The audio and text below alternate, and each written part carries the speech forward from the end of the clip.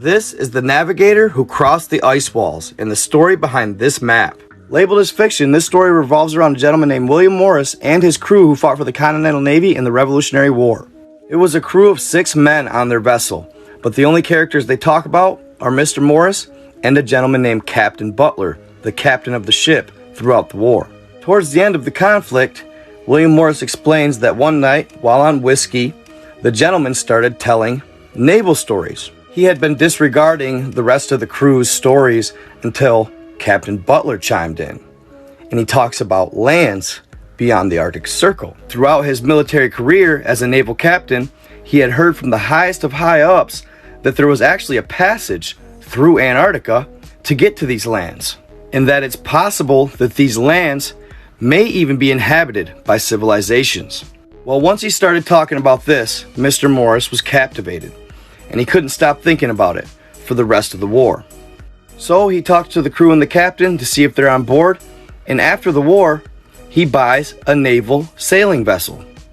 The crew decided that after the war, they were going to seek out these lands beyond the ice wall and find the passage that led to them. When they initially made the decision, they had no idea what they were in for. Before they left, something strange took place. It was November 12th, Cpt Butler disappeared, and then a gentleman showed up and warned Mr. Morris not to take the trip. Morris was told that it wasn't in his best interest to take the trip because a certain organization didn't approve of it. So he met with the rest of the crew. Nobody knew where Cpt Butler was, and they figured without his guidance, they shouldn't take the trip. Then November 14th, the day they were supposed to leave, rolls around, and Butler comes smashing through Morris's door with a bunch of maps and said, "Let's go." Butler explains he had to disappear because they knew he had the maps, and they knew he knew how to get to the outer lands. So Morris and Butler gather the rest of the crew, and they depart, leaving Charleston Harbor. Behind me, you'll see a map of what is said to be our land, Earth, or the known lands. They figured it'd take them around 6 months from the day they departed to get to the passages in Antarctica. And they were correct. After one stop in South America, they made it to the first passage, the Morris Strait. This would time them up perfectly. It would bring them to the passage around late spring, early summer, because in the winter they were impassable due to being frozen. So they're sailing close to the wall, which they claim to be around 90 to 100 meters tall, and they get pulled in by a current to the passage, and it spits them out in the black waters of the outer lands. This is the legend of the navigator who went beyond the ice wall. The following is for entertainment purposes only and is based on a fictional account. In the late 1700s, shortly after the Revolutionary War, a Continental Army soldier bought a boat and was going to take a trip to Antarctica. This gentleman's name was William Morris, and he convinced some of his fellow soldiers that he fought alongside, along with Cpt Butler, to man the ship and take the trip with him.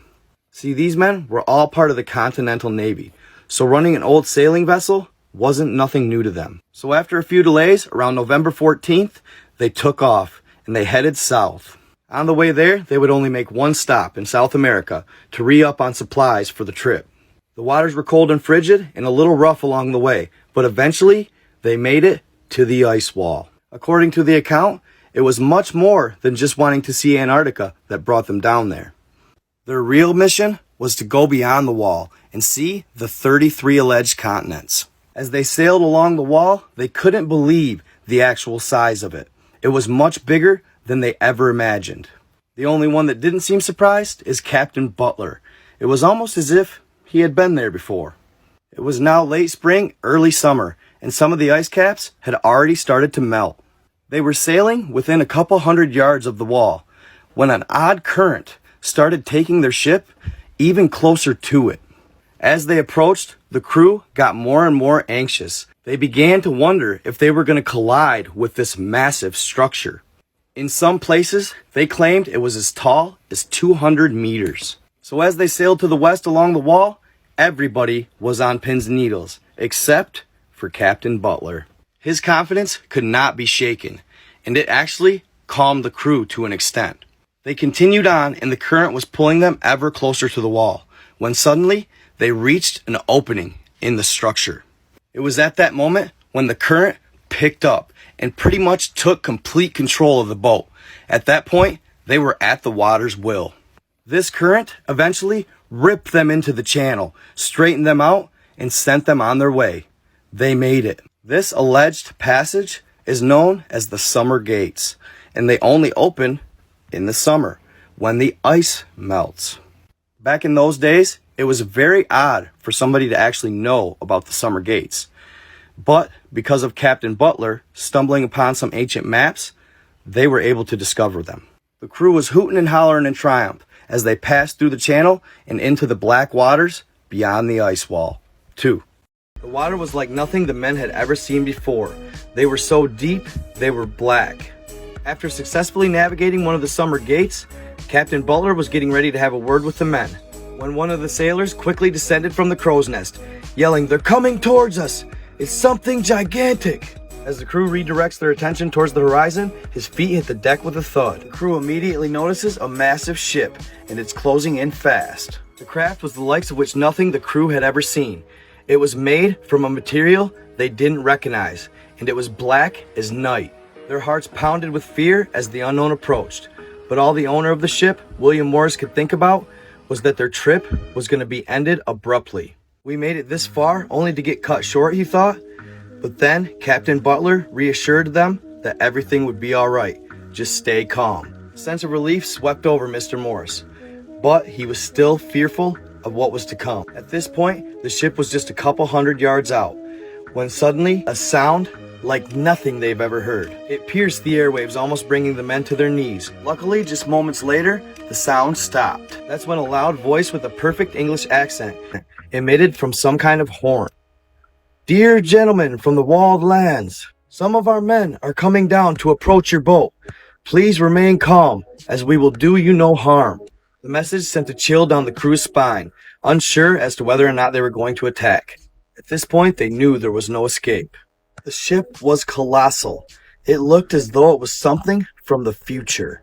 Again, Butler reassured the crew, acknowledging that he was aware something like this may take place. 3 men appeared to be making their way off the ship onto theirs. These men were in uniform, and they had emblems on those uniforms. Emblems that they had never seen. Morris notices a large flag flying at the top of their ship. It was blue with a white circle in the middle. After helping the men up, each of them shook hands, and one of the men introduced himself as the captain. "Been a long time since we've seen someone from the known lands in these waters. What are you boys doing this way?" Butler spoke out and claimed that they were sailing along the Arctic when a current brought us through the ice wall, and they figured they'd navigate it. As Morris was watching the conversation, he couldn't help but notice what seemed to be a certain camaraderie between Butler and their captain. Their captain looked back at the other two as if impressed with the feat. "Well, sorry about our approach. It's protocol right now. Usually, we're much more welcoming to visitors. We don't know what happened to the last people that crossed the ice wall, but that doesn't matter at this time. Here's a map. This will take you to the safe lands." This last sentence didn't resonate well with the crew. Safe lands? Well, does that mean there's unsafe lands, they asked. "Well, the lands where you come from are quite unsafe now, aren't they?" replied one of the sailors. "You men will be fine," he continued. "Just follow the map we've given you." But before they parted ways, William Morris had a question that he couldn't help but ask. "Where do you come from, sir?" "From the Ancestral Republic, sir," replied one of the men. "We understand that all you boys have questions, but there will be time for that," he'd add. As the 3 men boarded their ship, they retreated immediately, heads on a swivel, as if they are looking for something. Unfortunately, the meeting left the men with more questions than answers, but Butler, as the assured captain he was, snapped them back to reality. "Well, boys, full speed ahead to the Ancestral Republic. Let's go." They had been sailing for a while when the crew asked the captain what he wanted to tell them before the visit. He sort of dodged the question and said everything will be answered when we get to the Ancestral Republic, where it's safe. Remember, fellas, there's people that don't want us in these waters. Had it been someone else that we ran into earlier, this wouldn't have been the same result. We're lucky we got past the ice wall, and now we're headed to safe lands. Once to the Republic, they'll tell us about the situation. It's something more complex than we know. Fellas, the adventure has only just begun.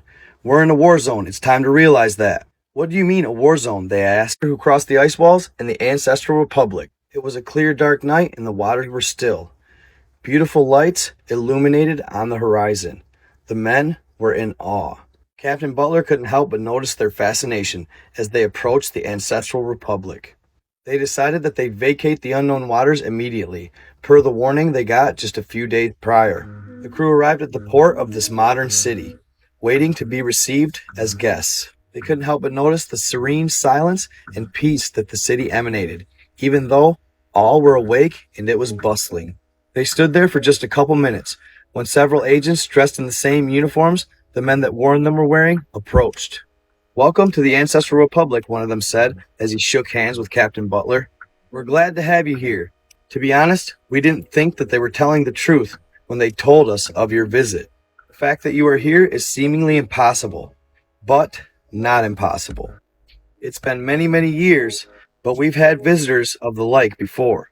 Butler introduced the crew and William Morris as the owner of the boat. They were jostling with excitement. "Thank you. It's an honor to come to these unknown lands," said Captain Morris. But before he could continue on, the men said, "Here, we need to take you to the Republic President. He wanted me to accompany you and Mr. Butler to see him, as your visit is unprecedented." A vehicle pulled up that they had never seen before. It was completely silent. They were amazed. There wasn't a street in the city that wasn't illuminated by beautiful great lanterns, of which the electricity, they did not know the source. At first, the peace and quiet baffled them, but they quickly realized there were no carriages or horses. The agent that accompanied them had a luminous device that depicted pictures and spoke a different language which they did not know in his hands. They approached a beautiful stone building. Inside, marble walls that were cold to the touch. A gentleman with a mustache came out to greet Mr. Morris. He shook Morris's hand very tightly and said his name was Fayal. "You are Mr. Morris from the USA, yes?" He replied, "Yes." Then he proceeded to tell him, "Sorry about the times you came to visit, because they are not good ones. Mr. Morris, we are in an extreme situation. We usually watch this war from afar, but now it has came to our doorsteps." Morris nodded, pretending to understand everything. "You must not fully understand yet, but what we are is part of the old humanity, before the last reboot." Morris didn't understand. "How many humanities exist or have existed?" he asked. "There were many humanities at different times, and many reboots."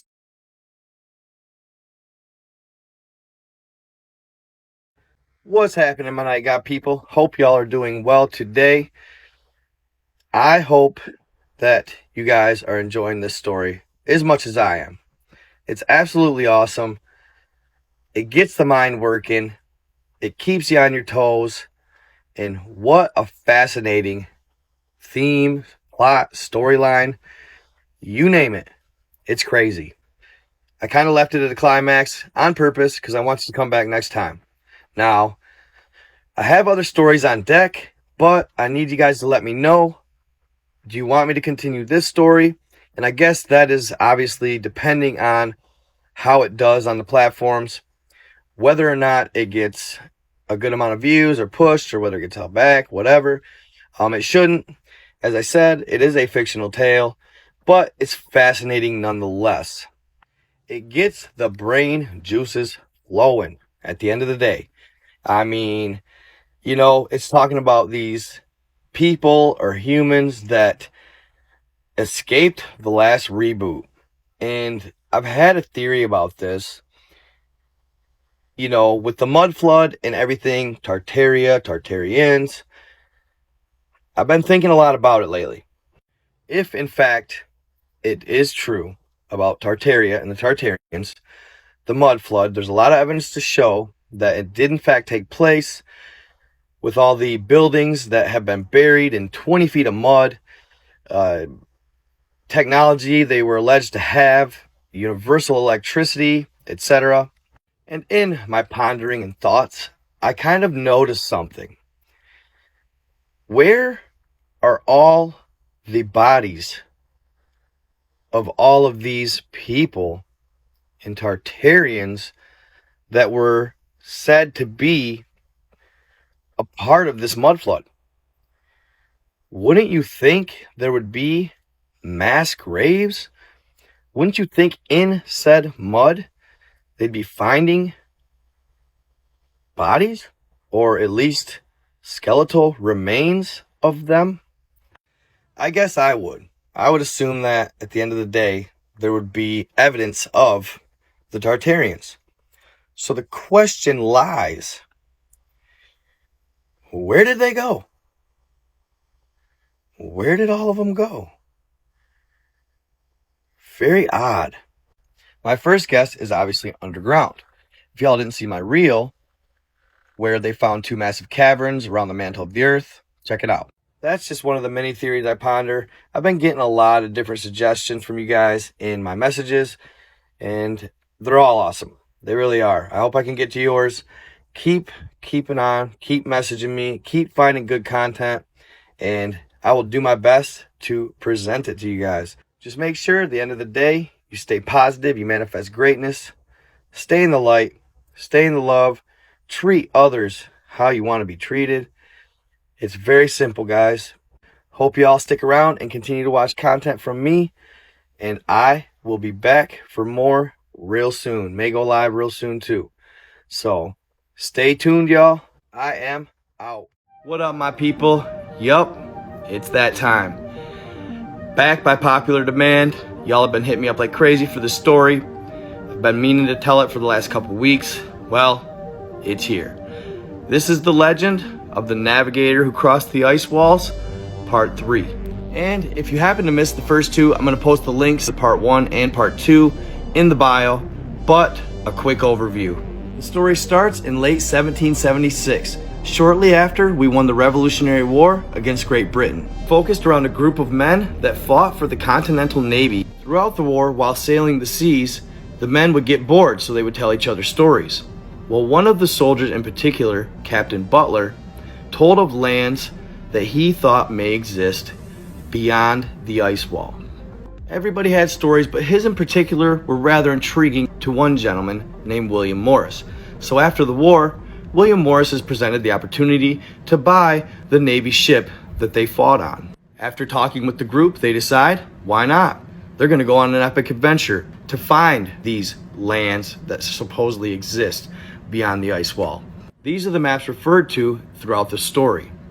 They leave Charleston, South Carolina, and set sail, sailing all the way around South America. And they eventually get here, to the William Morris Straits. Their timing is perfect as they left that fall, so now it is early spring, summer, the ice melts, leaving this gate open, and they flow through it to the other side of the ice wall. Once there, it doesn't take long for the action to start. A massive ship approaches them. It happens to be people that look just like us. They greet them. At first, they intimidate them, then they greet them, and they tell them to head to the ancestral lands, which are here. Upon arriving there, William Morris is presented an opportunity to talk to the president of the Ancestral Republic. They go there, everything's pure, everything's peace, everything's silence, everybody lives on an equal plane, nobody's better than anybody else. It's perfect harmony. That was, of course, until William Morris talked to the president and found out that they were people that actually escaped from inside the ice wall from a said reboot or reset. And that's pretty much where we left off last time, as the president began talking about these said reboots. Now keep in mind, this is a tale of fiction. It is not to be taken literally, so viewer discretion advised. As always, y'all know the drill. This is for entertainment purposes only. I'm not presenting this as absolute fact, as it is a fictional tale. Nevertheless, it's a good story, it's intriguing, and full of excitement. So sit back, grab your popcorn, and enjoy the show. A reboot? What do you mean? Said William Morris to the president. President fail? Well, let me put it this way, Mr. Morris. We of the Ancestral Republic are actually considered old humanity. We're from old times. Mr. Morris just kind of stares in confusion, pretending to understand, but really, he doesn't have a clue what he's talking about. See, Mr. Morris, I really don't have enough time to thoroughly explain everything, so forgive me if I miss some points, but we're going to go over this quickly. As times are tense and extreme, a war that's usually watched from afar is actually now on our back doorstep. But let me put it plainly. We aren't from the last reboot process, as there has been thousands since ours. Alright, hold on. Please explain this reboot. And you're part of what? Ancient humanity? I'm lost. It doesn't make any sense. Mr. President, as much as I'd love to say that I'm keeping up with you and completely understand what you're talking about, the truth is I don't. What's this ancient humanity and how many humanities have there been? There's been many humanities at many different times, as well as many reboots and resets. These are set dates or predetermined times often as to when these resets will take place. The only reason it's done before these set times is under certain special circumstances. In other words, these are intentionally created. Okay, said Mr. Morris. Now, please define said reboot. The president gets quiet for a second, then states, the reboot is a process they carry out in your lands. It can sometimes come in plagues, pests, wars, bombs, meteors, you name it. In fact, it could be all of those combined. You never know. Mr. Morris suddenly got dizzy and white as a ghost. He couldn't believe what he was hearing. He was absolutely mind blown. I'm sorry to break it to you like that, William, but I've got stuff I've got to do. Please take care of him, he said to an agent, and the president went off into his building. Mr. Morris headed back to the boat to let the guys know what he had just found out. After getting back to the boat and breaking it to the team, of course, they had numerous questions as well, and they were absolutely dumbfounded. They couldn't believe what they were hearing. Oddly enough, they all kind of went their separate ways on the boat and sat in silence. The old humanity? They carried this all out intentionally? Who could be capable of such things? Mr. Morris thought to himself. As Mr. Morris was pondering this thought, a deafening sound emanated from the skies above. A large explosion went off in the water near the boat. Boom! They hit the deck instantly. The waves jostled the boat as if it was a piece of paper. Bombs going off all around them. The entire team hits the deck, waiting for the worst. Let's go, Mr. Morris says. The team gets up. They run up to see the cityscape. Everything is flattened. It looked as though it had been war-torn for decades. The only evidence that it wasn't was the fact that there were bodies lying everywhere. The men didn't understand what was happening. They had never seen such weaponry. It was much more advanced than anything they had back home. People were screaming, and an alarm was now activated throughout the city. There was a gentleman running around trying to calm everybody down. All Mr. Morris knew was they had to get off that deck. So they started making their way towards town when the guy trying to calm everybody told them to head to the president's office. So there they went. As they made their way, they tried to help as many people as they could. It was like nothing the Navy men had ever witnessed. Much more gruesome than anything in the Revolutionary War. They made their way past their brothers and sisters. They felt a connection with them. They felt for them. They wanted to help them. And anguish and anger fell over them as they saw innocent people die that day.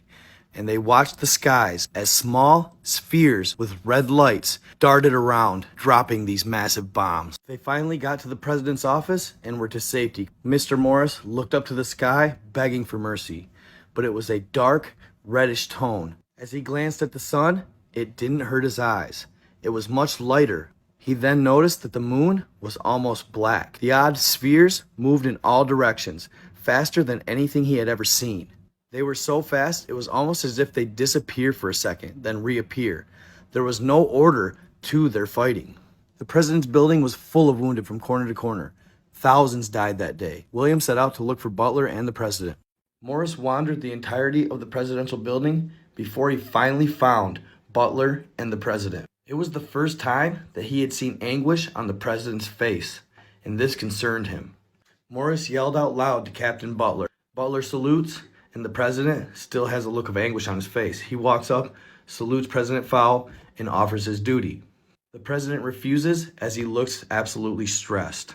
He proceeds to try and ask the president questions, but realizes he's actually having a heated conversation in a small microphone. And that's when Butler states, "We need the support of the Anakim. This attack was strategically planned. There's no going back now. We must go to war." Morris looks at Butler and states, "The Anakim? Are they?" "Yes, the giants. The Anakim are the giant warriors of the South, and they are the ones who liberated all those on the Ancestral Republic." Well, how did they liberate them? Well, they saved them from one of the great resets. According to the book, at a certain point in history, the oppressors of humanity were actually occupied with another war. This allowed for the Anakim to sneak in and help us. They taught us of more advanced technology, how to build pyramids, etc. And what's funny, just based on this book, even though it's a fictional account, it made me think, well, maybe that's kind of how it went. Maybe there is a faction that helps humanity with the pyramids like giants. It makes sense. Back to the story.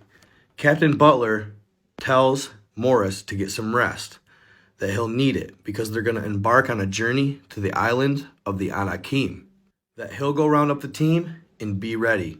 It's going to be a unique trip, to say the least. All right, y'all. Hope you enjoyed that video. There you go. Navigator Who Crossed the Ice Wall, Part 3, and it continues on. Either way, this story is really cool, really fascinating. I enjoy it thoroughly. So I'm going to finish it up quicker. I know I always say that, but I really am going to finish this one up quicker. I'm going to start posting probably 4 and 5 here within the week. I'm definitely not going to leave as long of a gap as I did last time. That's too long. But yeah, I hope you enjoyed it. I did. Stay in the love, stay in the light, treat others how you want to be treated, and stay on this good content. I'd also like to say thank you guys for supporting me, having my back. This is wild. I am growing at an exponential rate on Facebook, and it's all because of you. Last thing, the move's going good. I'm almost done. That's why you kind of see the gaps in my content. I still haven't got my office made up. I'm really close. But regardless, I could still post videos, so I did. And I figured I'd treat you guys with the Navigator across the ice wall. On that note, I never gave a shout out. I gotta give a shout out for this. Thank you guys for just cracking 300,000 followers on Facebook. I'm at 320,000 followers on Facebook, you guys. I still can't believe it. I'm mind blown. It's been a wild ride, ups, downs, but mostly ups. You guys are the greatest fans that any guy could ask for. Thank you so much for everything you guys do for me. Being there for me, being loyal, being true, loving my content. Thank you guys. You're awesome. Also, a while back, I posted a video about the fact-checking thing on Facebook, right? Well, after I posted that video, I never told you guys, but Facebook was so kind as to give me a mulligan, give me another chance, and they took off the fact-check strikes, took off all my monetization type violations, and I have 0 at this point. Thank you, Facebook. Thank you so much. You guys have been awesome. I love working with you guys. Your platform is amazing. Your audience is amazing. It's broad, it's big, and you know, the possibilities are endless. I never ever imagined Facebook being as colossal as it is with the video sharing of it. I had no idea people watch so many videos on Facebook. So thank you, Facebook. You guys are awesome. I guess that pretty much about wraps it up. Thank you, guys. Navigator Across the Ice Walls Part 4 within the week, hopefully. All right. I got other stories to share as well. A lot of good other stories. There's a lot going on right now. More than enough awesome content to follow and share with you guys. So be ready. It's going to be lit. I love y'all. Stay in the love, stay in the light. Treat others how you want to be treated. I am out. The following story is for entertainment purposes only and is derived from fiction, not to be taken literally. Well, what if I told you, in this story, this is our reality, and this is our universe. A story that consists of 178 different worlds, or realms, surrounded by firmaments. And of those 178 worlds, all of them are surrounded by one massive firmament, known as the First Dome. And in this tale, our world is located here, and they call them the known lands. And these known lands, aka Earth, is surrounded by a massive ice wall. And outside that ice wall, there's 33 continents. This is the reality for humanity in this epic tale, known as the Navigator Who Crossed the Ice Walls. Legend of the Navigator Who Crossed the Ice Walls, Part 4. Quick overview. Group of Continental Army soldiers after the Revolutionary War sail around the tip of South America, all the way to Antarctica. It's here they make it through the summer gates. They end up outside of the ice wall, and they run into a whole nother faction of humans that live on the Ancestral Republic. These humans claim to be from thousands of years ago, before the last Great Reset, or possibly the Great Tartary. They claim to be saved by a giant race known as the Anakim. Safe from who, you might ask? The custodians, a race that's been oppressing mankind for thousands of years. What's more is throughout these thousands of years that humanity has lived in the known lands, we've been reset unknowingly hundreds, if not thousands of times. But the people from the Ancestral Republic are looking to liberate us and save us from the oppression we've been suffering. Of course, this is just a very intriguing fictional account from a story written probably hundreds of years ago. In part 3, we left off where the alien faction in the spherical craft were bombing the Ancestral Republic. These beings are said to be allies with the custodians, who are always attacking the people of the Ancestral Republic, seeking revenge. The revenge they seek is the result of an impending war that took place in the known lands probably close to 4,000 to 5,000 years ago, where the Anakim liberated them. They bred with them, and they created a race of hybrid beings that were more powerful than the world has ever seen. But that's for later in the story, so let me continue where we left off.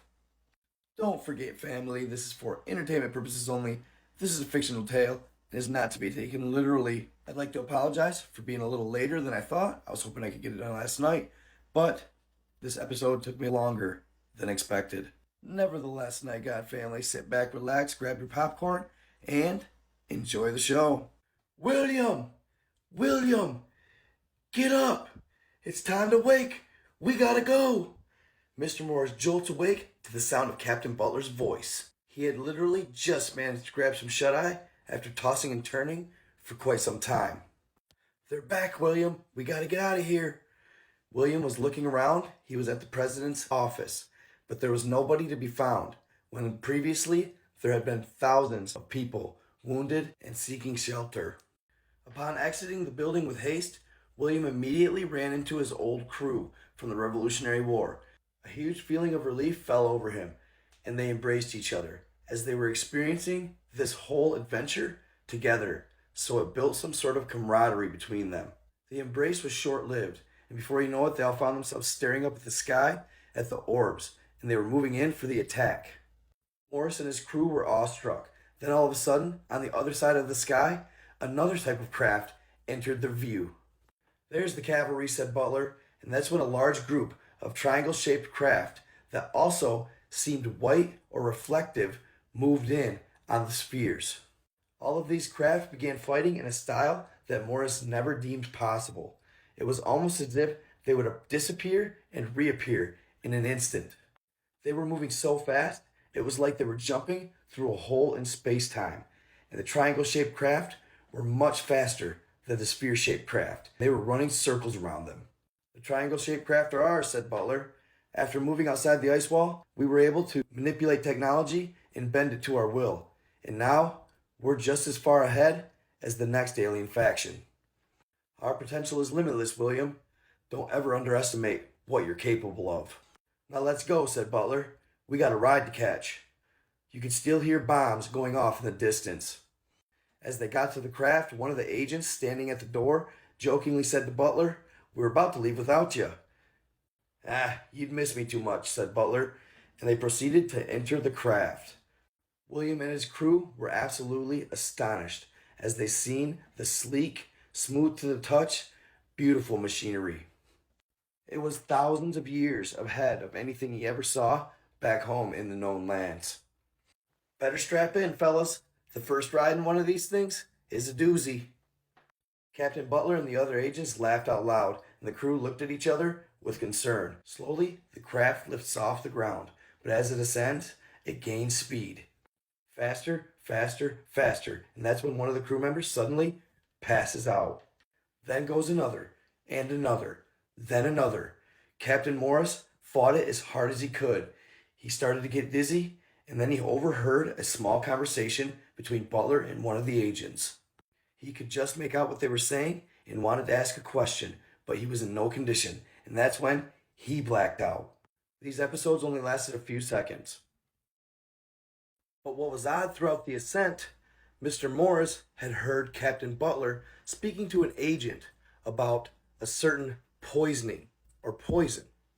And even after he went out and woke up, he was too dizzy to really engage with him about this said poisoning, but he was listening nevertheless. Eventually, they got to their elevation and things began to plane out.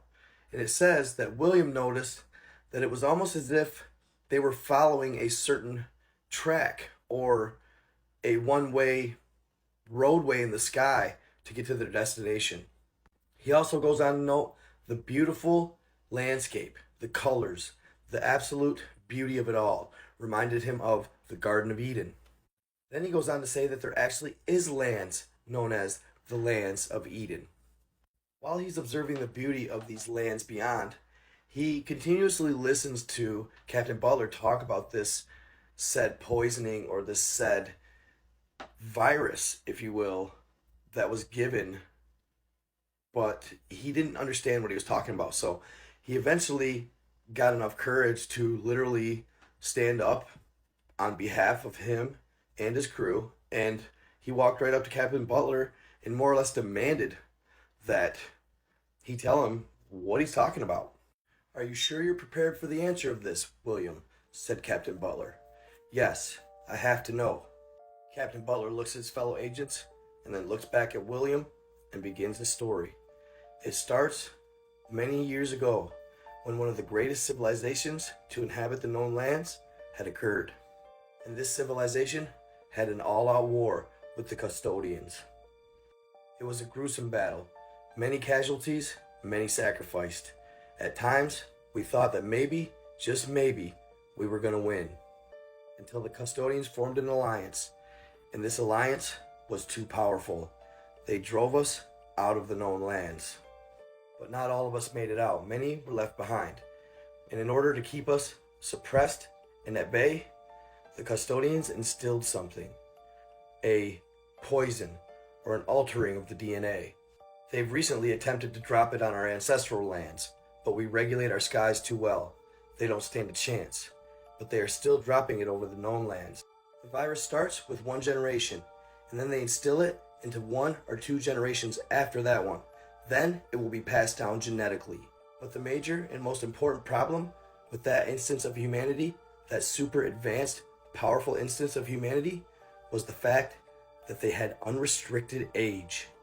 Like Noah in the Bible, many of them lived 500 to 1,000 years. This wasn't ideal for the custodians.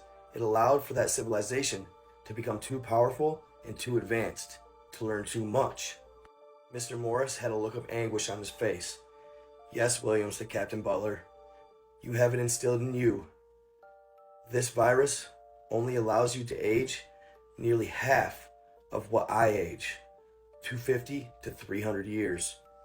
Your lives are cut short, only allowing for you to have flourishing years of maybe 20 to 40. Your people are required to advance much, much quicker and establish themselves quicker than mine." You could see the anger in William's face and his crew's. "I'm sorry to tell you this, William, but it's the truth." William came back with, "Is there anything we can do? What can we do about this?" "Well, we're working on it," said Captain Butler. "We're working on it." William and his crew settled down and kind of sat in silence the rest of the trip. A trip that would eventually bring them to the moving islands of Thoth. And this is where Captain Butler's family lived. And this is where they'd spend the next couple of days. Well, there you have it. As always, for entertainment purposes only, this is a tale of fiction, but an intriguing one to say the least. Somebody thought really elaborately to instill and follow such an insane storyline. I absolutely love it. Keeps me entertained. I hope it keeps you guys entertained. The next round is going to tell about the Anakim and how apparently in the story humanity possibly teams up with the Anakim at a point in history. I don't want to spoil it, so I'm going to stop there, but I hope you all enjoyed it. You guys are always begging me. You guys are always pushing me to share the Navigator across the ice walls. But between this Navigator story and the next one, I am going to put in a couple more. But between this Navigator story and the next one, I am going to tell a couple more stories along the way, as I usually do anyway. But yeah, I got some good content coming up, guys, so make sure you stay tuned. As always, stay in the love, stay in the light. I am out.